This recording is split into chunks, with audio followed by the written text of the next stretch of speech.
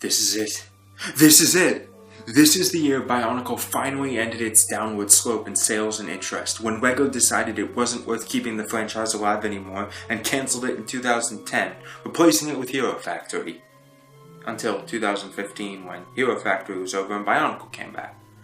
It's clear that LEGO was trying. They completely changed the setting and characters to keep it fresh, and they even made a movie that provided my only context to this story, but it didn't help. And spoiler alert to the rest of the video, these games did not help matters.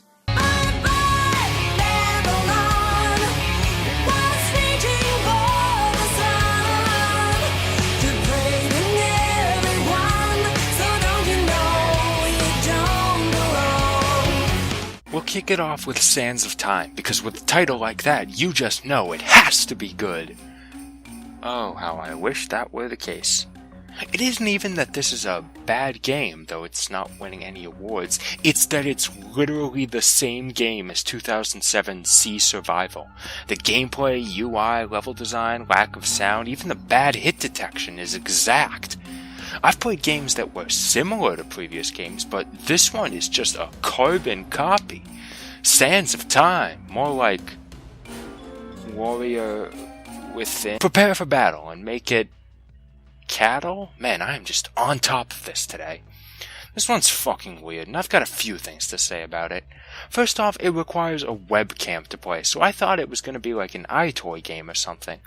No, the camera is used to scan in this marker you need to print out, and once it recognizes it, it puts the game on the screen.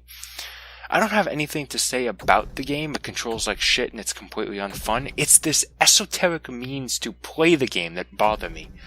This isn't like the 3DS's AR games. Once the marker is scanned in, the piece of paper is worthless, and the game doesn't interact with real-life objects anyway. So, let me ask a perfectly valid question about design. What is the point of using the webcam? It's not even like the marker was included in Bionicle sets and you had to own them to play the game. It was a printout on their website. Unless the developer specifically had the dumb idea to limit the game to people with printers, what did they accomplish? I'm angry about pointless game design, gladiatorial death battle. Gladiatorial Arena was a download game. We haven't seen that since 2004, and I like Stop the Marbuzak. You play as Gresh, though you have the ability to play as other characters if you have the codes from their sets, and this D&D character sheet makes me think it'll be an RPG. Enter the arena, and you can choose between combat or spike ball.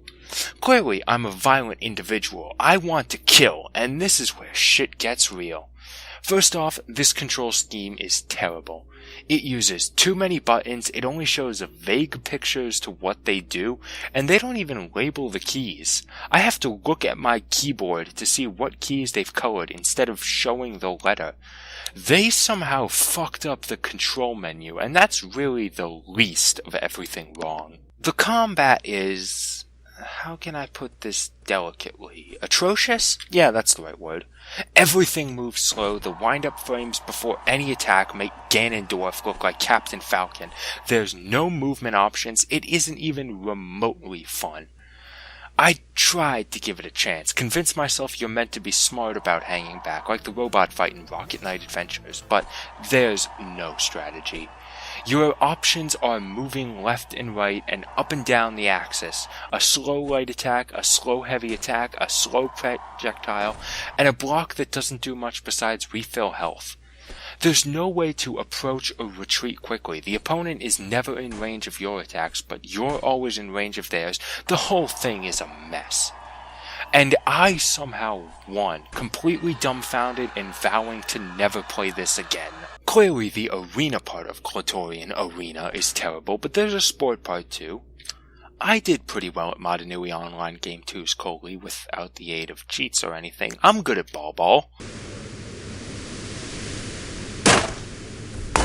Well, except for this. Let me try and explain it. Try being the key word here.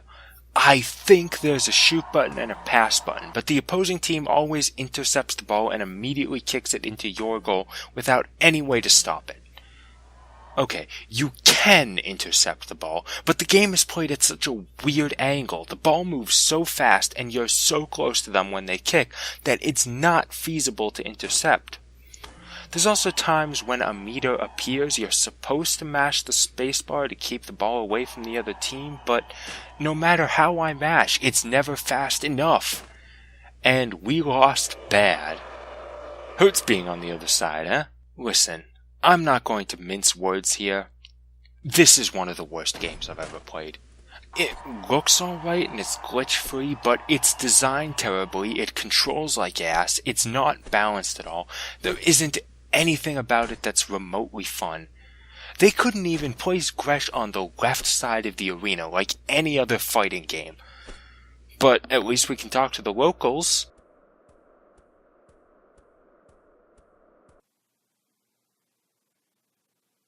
Assuming we don't die of starvation before we reach them. Well, this was a shit place to go. I was ready to declare Madanui Online Game 2 the worst game Bionicle produced, just because of how much it was padded, but at least it was functional, if poorly conceptualized.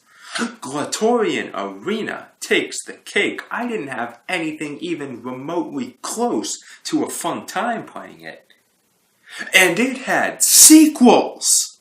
I was not holding out hope for this game. Sequels to irredeemable shit rarely have much going for it, but I couldn't shake the hope spot that sequels improve upon the foundation laid by their predecessor. And Glatorian Arena 2 does. It's still the base game, but there's improvements. The control scheme has been simplified to 2 buttons, attack and defense with Smash Bros. Directional inputs. Attacking is mostly the same options aside from the projectile being rechargeable. Defense makes the big new deal. Blocking feels more useless now that healing's been moved to a separate command, but now you can dodge, which means a fast movement option. I still can't recommend this. Attacks are still slow, range is still an issue, the control explanation is still vague as hell, but I can at least make an effort here and win because of my own skill. And they removed the sport ball entirely. There's an unlockable thing pretty far in, but it's just the arena and combatants from the original game. That's another thing, you can pick different characters without codes if you want to divide your stat points instead of improving Madanui. You play as him this time instead of Gresh. I can at least say this was playable. Glatorian Arena 3 is, by comparison, a very small upgrade. It gets rid of the cups from the previous games and the ability to talk to other people, if you even did that, but everything else is the same aside from a few changes. First and most important, the controls outright tell you what keys to use with the letters, and it says what the combos are.